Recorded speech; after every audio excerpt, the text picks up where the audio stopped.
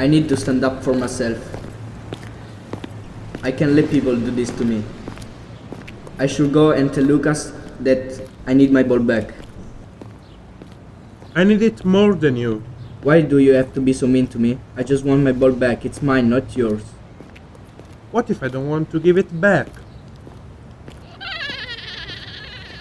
Then I'll take it by myself. That's right. Get even angrier. After all, it's your ball. Tell him if he doesn't give you a ball, he will suffer the consequences.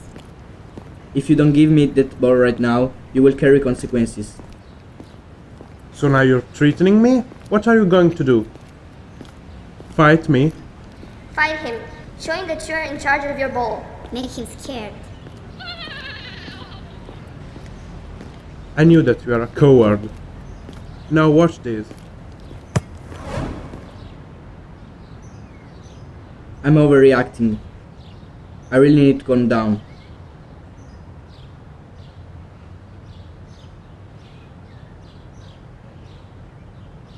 What is wrong with me? Why do I feel so much anger?